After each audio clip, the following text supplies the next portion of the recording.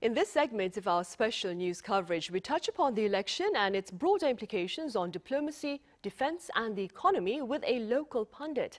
For more, I have Doctor Bong Youngshik, a visiting professor at Yonsei University, here in the studio with me. Dr. Bong, it's a pleasure to have you with us. Good evening. Let's start off with the voter turnout, Dr. Bong. Now, we were expecting the early voter turnout to surpass the high noted back in the year 2022, but that was not the case. However, according to my colleagues on the ground, the voter turnout today, election day, is quite impressive, quite remarkable, quite strong. Let's start with your thoughts regarding these findings. I guess the magic number we need to pay attention to in terms of voters turnout this time is 77%, because in the previous two presidential elections, both regular election and the snap presidential election, the turnout was 77.1% last time between Mr. Yoon Suk-yeol and Mr. Lee Jae-myung, and the previous one, 77.3%. So if it surpasses 77% or even goes higher than that, then I would say that turnout would be very strong. The early voting turnout was 2.2% less than that of the last presidential election, but there is a reason for that, because in the previous presidential election, the 2 days for the early votings include one holiday on weekend, but this time both early voting days were weekdays, so not many people could have, departed their work early to cast their ballots. So we have a very strong turnout, and we are left with about 3 more hours before the voting booths will be closed. So I would cautiously predict that the turnout would be more than 77.1%, the turnout rate of the previous presidential election. Right, I suppose we'll know for sure after 3 hours then. Dr. Bong, so the election ends at 8 p.m. this evening. When can we expect to see a result, do you think? I can assure you that the time will be prior to 1 a.m. tomorrow morning, because if you remember, then the last presidential election between Yoon Suk-yeol and Lee Jae-myung was so neck and neck. Yoon Suk-yeol carried the election by razor-thin margin, 0.73%, right? So the voting count took so much time before the National Election Commission officially declared the winner. But this time, it is assumed that the victory margin would be far greater than 0.73%, which is the closest margin in history of presidential election in South Korea anyway. The biggest margin was 22.5%. That President Lee Myung-bak won in 2007. So it will be very interesting to see that the victory margin would be, how much, like the 22.5% to break the record. It is very unlikely, right, because the election this time is far more competitive than that one in 2007. But at the same time, it will not be as competitive as the previous election. The victory margin was 0.73%. So I would say that it is reasonable to expect the official result will come out sometime before midnight. Right, which is also the outlook. Before end of today. Right. Dr. Bong, so this time tomorrow, we will have a new leader at the top office seeking to chart a new path for South Korea. One of the tasks that he faces, of course, is the tariff talks with the US. That being said, how do you see a liberal leader seeking to approach tariff talks with the Trump administration, and what would be the pros and cons of such an approach? I have a tremendous sympathy for whoever is going to be the next president of South Korea, because this is a very trying time to lead a country, whether you're from the liberal background or conservative background, and not only the economic challenges, but also security challenges. In terms of economic challenges, then you know very well the tariff bomb levied by the Trump administration 2.0 really shocked the entire world, and the trade war between China and the United States, by and large, still remains in limbo. So that has a direct impact upon the future of South Korean trade and economic relationship with not only with the United States but also China. But there's a silver lining in this challenging time because the United States, China, and all the other important trading partners of South Korea genuinely understand that South Korean government has not been in a position to engage in any fruitful trade negotiations because of there's a clear leadership void. Because the ruling by the Constitutional Court in favor of the dismissal of former President Yoon Suk-yeol only came in early April. And this time the president has to assume the power immediately after the official declaration of the election result.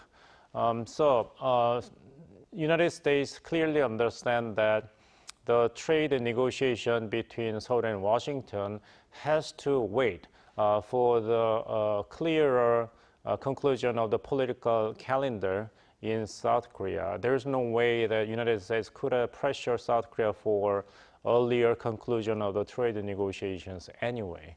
So the trade negotiation team of South Korea made this point really clear to the government officials of Trump administration that concrete negotiation result has to wait until early July, about the time that the 90-day retrieve of the tariff, reciprocal tariff on South Korea would officially end. So it is very likely for the Trump administration to prolong the bilateral trade negotiation with South Korea, probably with another pause of the execution of the reciprocal tariff upon South Korea at 25%. The Liberal candidate had spoken about the need Right. for more time. Do you see the conservative, if a conservative candidate were to win the election, do you suppose that he too would ask for more time?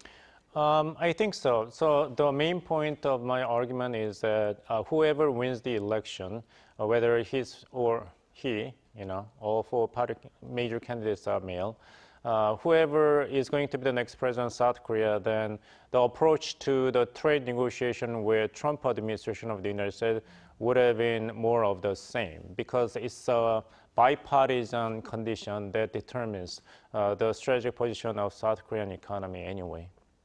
With regard to South Korea's North Korea policy then, Dr. Bong, do you believe we'll see a tangible discrepancy in this particular policy depending on which political party becomes the ruling bloc?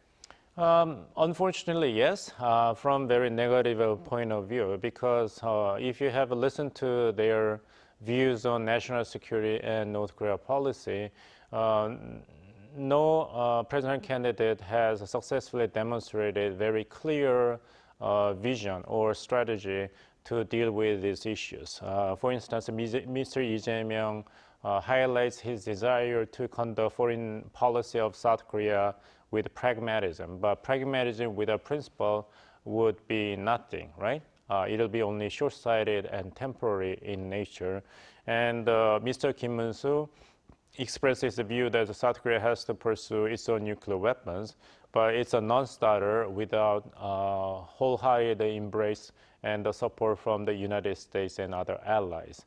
And Lee Jun-seok said that he would pursue unconditional summit meeting with North Korean leader Kim Jong-un, but what's the point of having inter-Korean summit meeting if the meeting will not produce any ground-breaking result with regard to the nuclearization of North Korea? So when you combine all these policy proposals expressed by major president candidates, and I would say that their priorities do not lie in foreign policy or inter-Korean relations, but the focus is how to address the consequences of the declaration of martial law by former President Yoon Suk-yeol and his impeachment.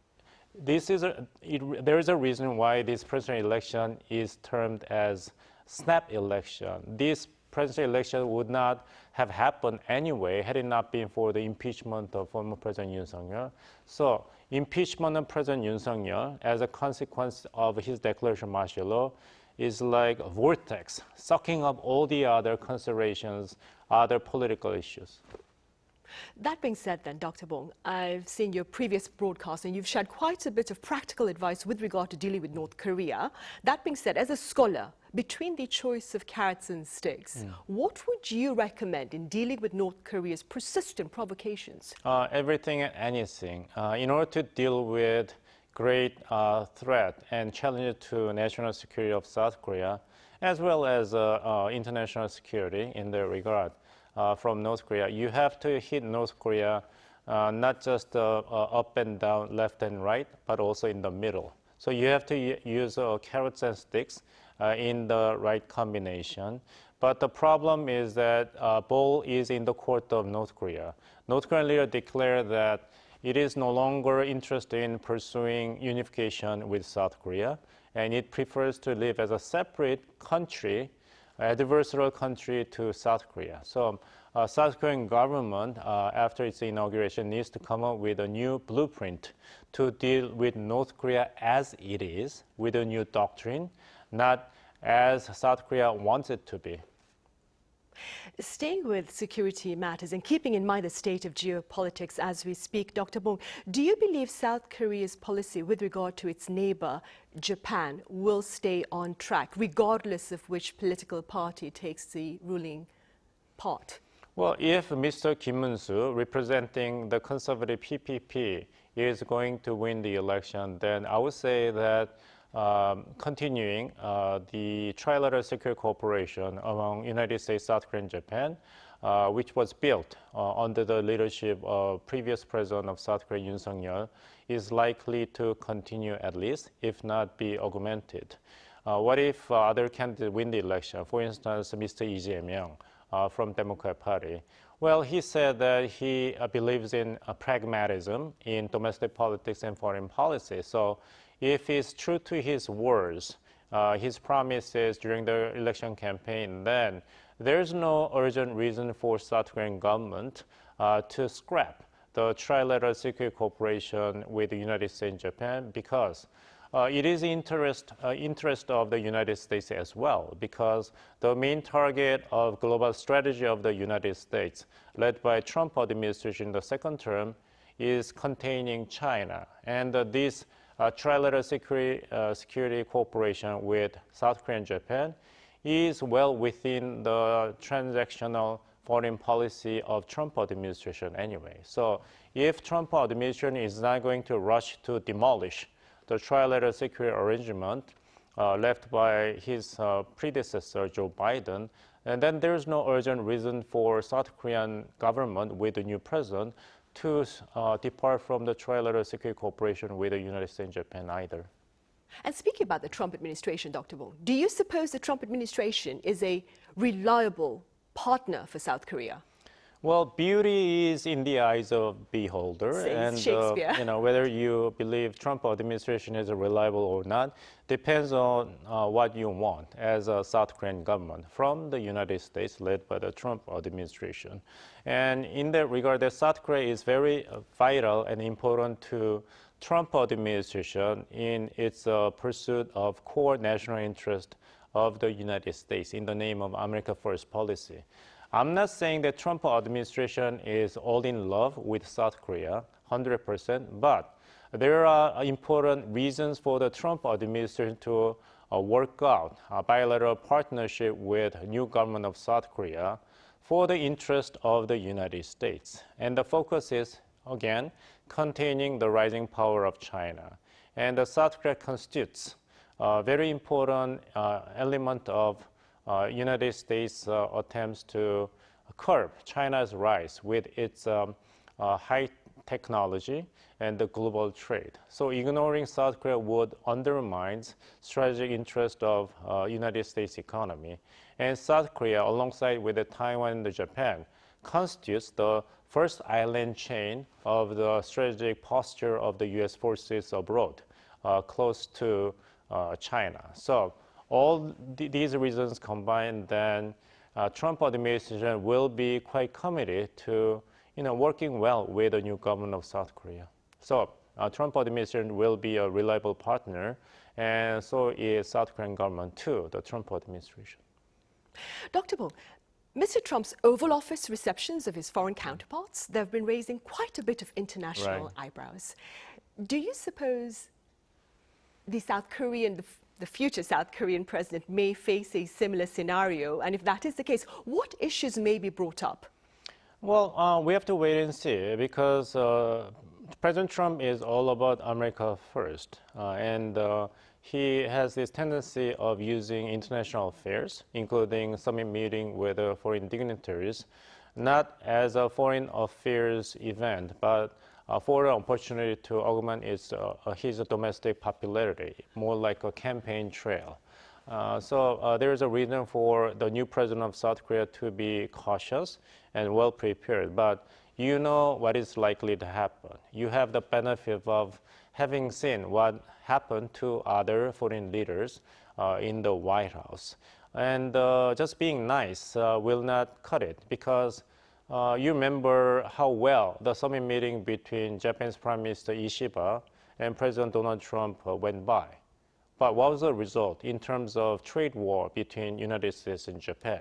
Japan still was hit hard by the reciprocal tariff, 24% by the Trump administration, despite very friendly, very productive, cordial White House summit meeting. So White House summit meeting is not everything and anything for South Korea's pursuit of national interest and its management of bilateral partnership with the United States.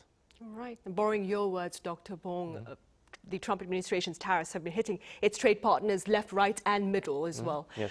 Right. I'm afraid that's all the time we have. Dr. Bong, as always, thank you so much for your time and your insights. You're welcome.